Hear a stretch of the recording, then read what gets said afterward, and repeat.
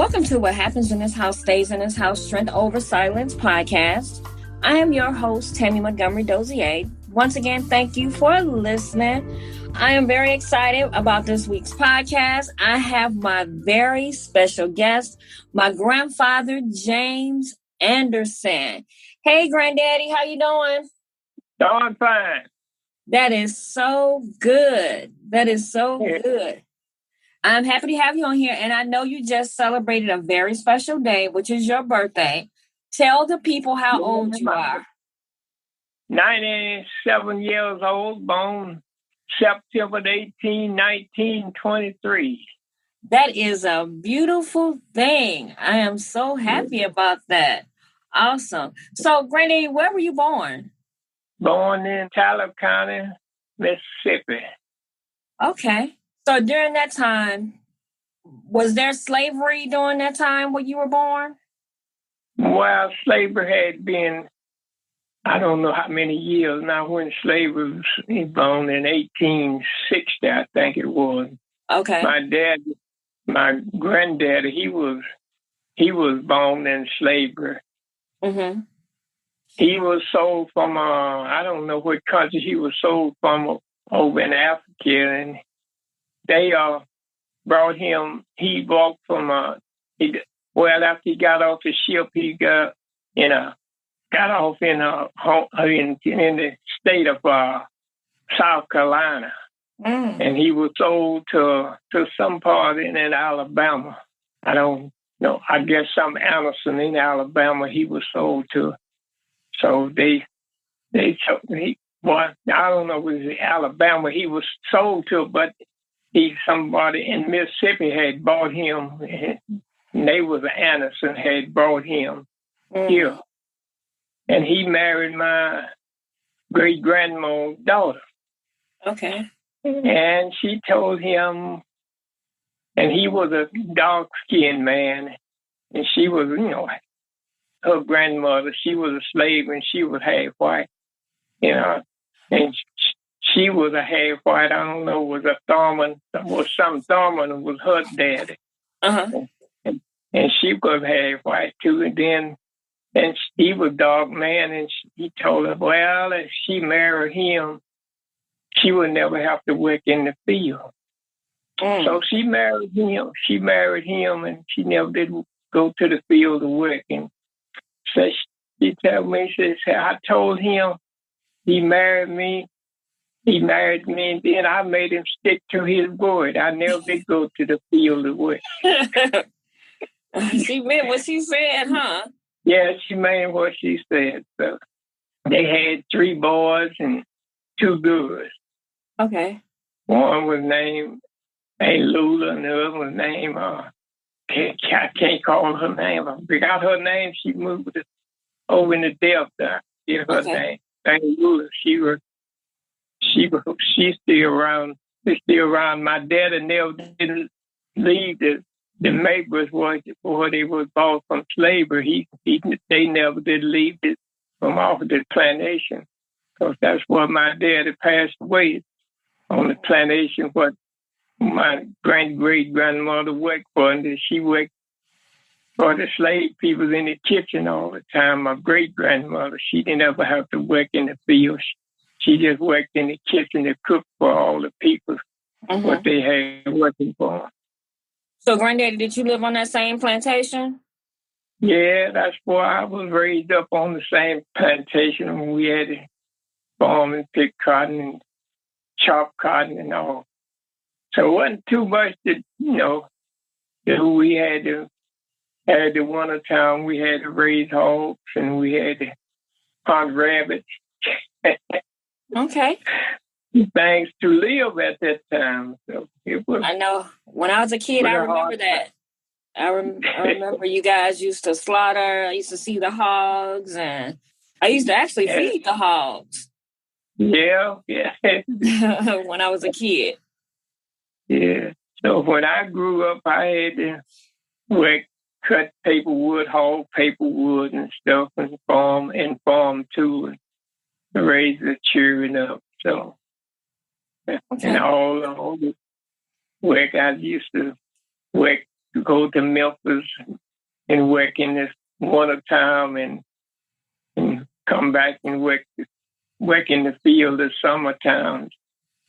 Then give them a crop. Then I go back to work in Memphis. I used to work in Memphis down on Chelsea Street. And I don't know how many years I went. Then I had, after I came out, I went to New Orleans, worked.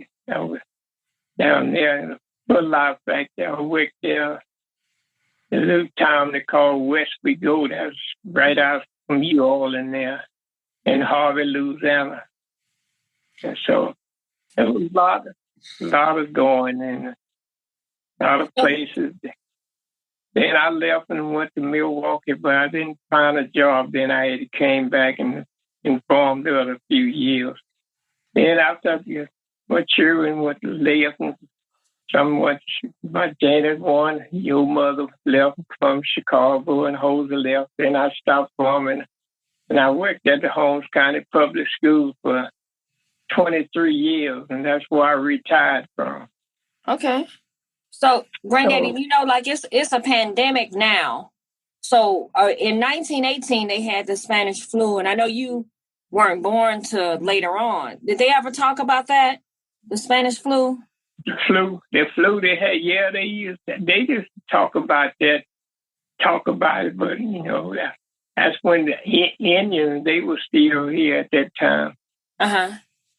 And they were telling the Indians we were, they was had no war right where we was, but they tell the Indians, well, when they brought the flu over here and told them and gave them the flu and told them to wrap up in a white sheet, and they had the flu, and that was cured with a wet sheet. And they did that, and they so many thousands of them died at that time. Really? So they were telling the Indians that it was them that was bringing it over here?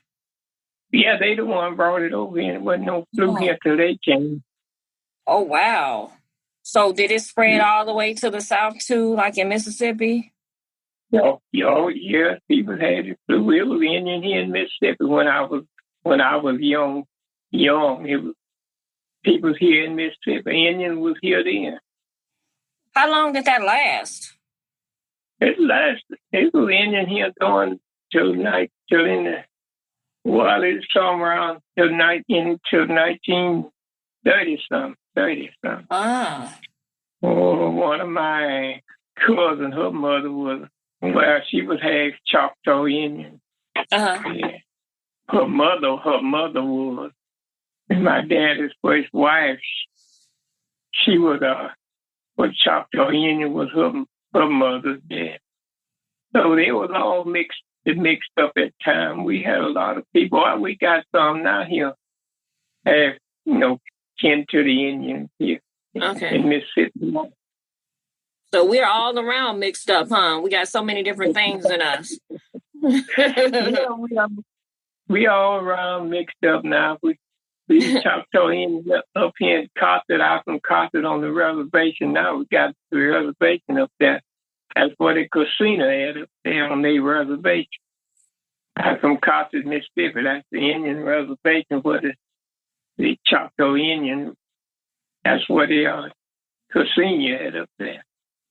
So during your time in your life, did you ever have to deal with a lot of racism? Well, at the time we didn't, but there was a lot going on. But it wasn't too many people on the plantation. We didn't have about 10 or 15 houses around where I lived. That we wouldn't live in no big population of the people. Okay. So you guys grew your own food, and so you guys pretty much had everything you needed right there. Yeah, we didn't have everything we needed, but we grew all the corn and hogs and had milk cows and stuff like that. But we had to buy all the sugar and stuff like that, and sugar and flour. So we had meal to make the cornbread, but we had to buy the flour and the sugar. The most thing we had to buy at that time. We didn't have no money to buy nothing else with, because we wasn't making but course, I had to work his time for 50 cents a day. Uh-huh. That's what I was working for when I was a young boy. That's in the grown people that I think they was getting $1 a day for Oh, work. wow. Not much at all for all the work that you guys did. That's not much at all. And we had to work not work 8 hours a day. We had to work from sun up to sundown. Sometimes it'd be about 14 hours, Wow. 15 hours a day. I don't think half of the people today will be able to do what you all did. Ooh, no, they wouldn't. We had to cut logs and, cut house wood, cut stove wood, but no electric, and had to burn coal oil lamps and stuff like that. And the coal oil run, we had to have a pine knob to store in the fire to make a light in the house. If we didn't have the money to buy coal oil. Coal oil was about 10 cents a gallon, but we didn't have the 10 cents to buy the coal oil. Wow.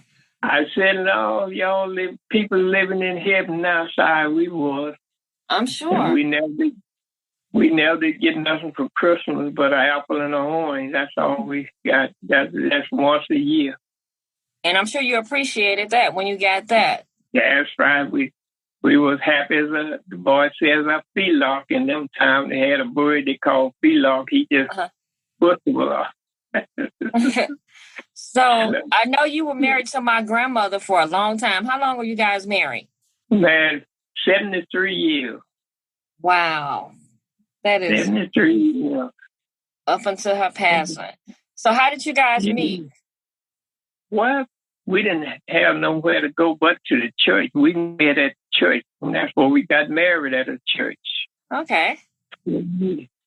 Wasn't no clubs or nothing at that time. In my day, wasn't no clubs and nothing like that. People had a little, sometime the people would had anything, they'd have it at their house. They call it, we gonna have a little stomp down tonight.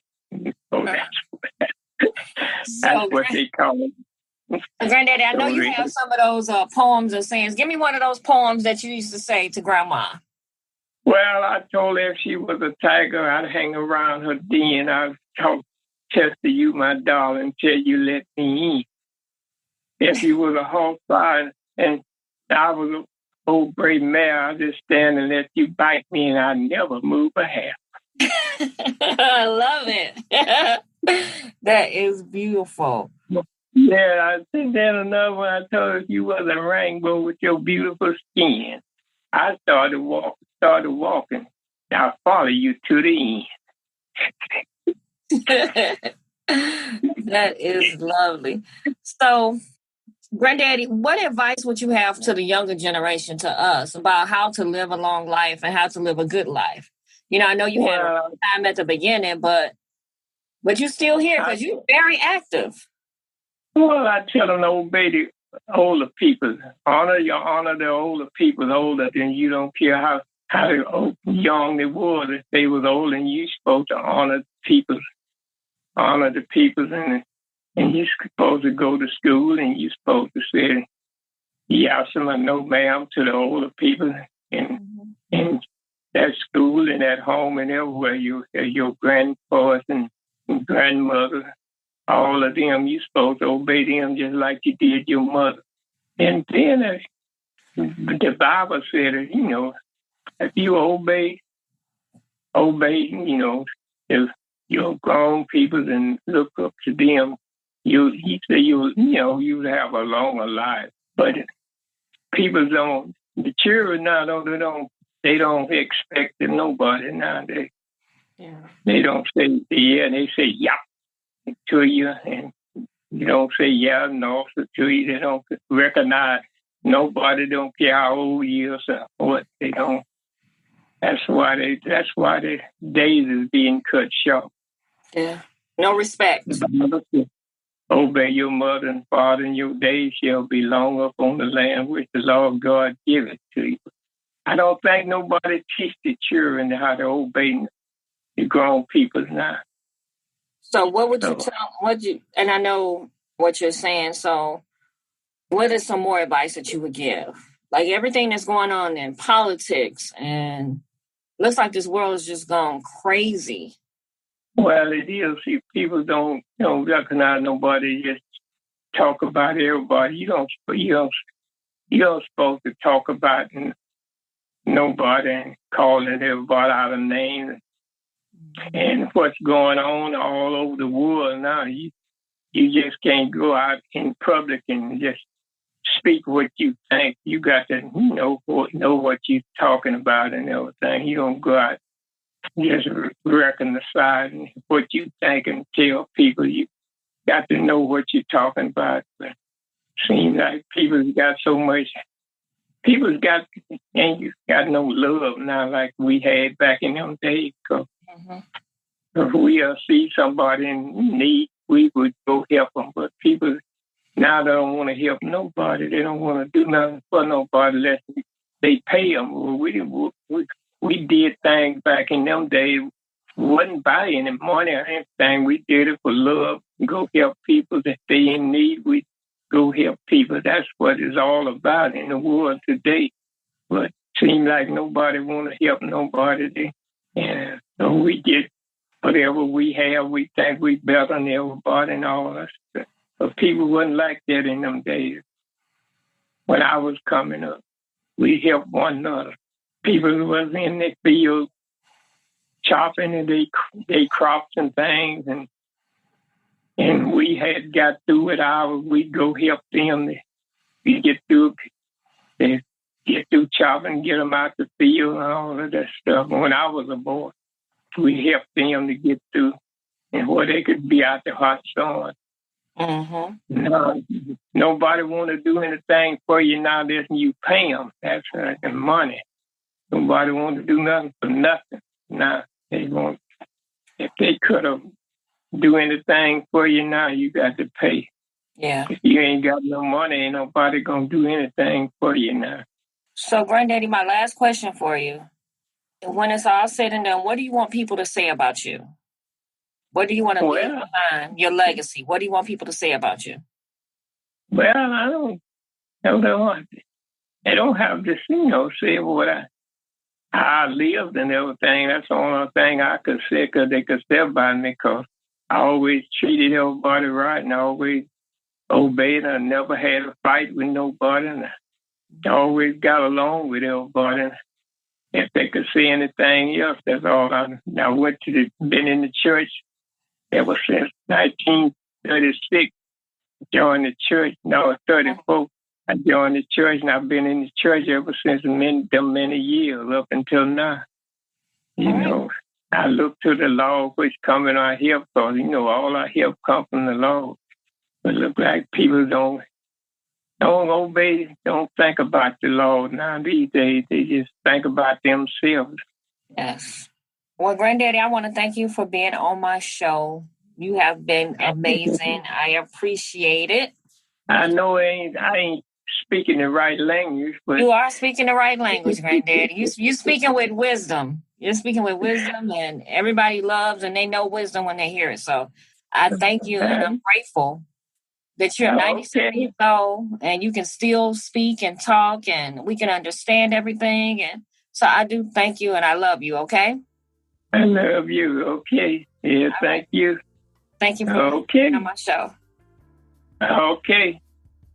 Bye. Bye. Goodbye. I want to thank you for listening to What Happens in This House Stays in This House, Strength Over Silence podcast. Again, my name is Tammy Montgomery Dozier, and I can be reached at 773-251-5537, 773-251-5537. My email address is tammym@cplconsulting.net and podcasting@cpl.net. My website is www.connectedbyloveconsulting.net. Again, thank you guys for listening, and have a great day.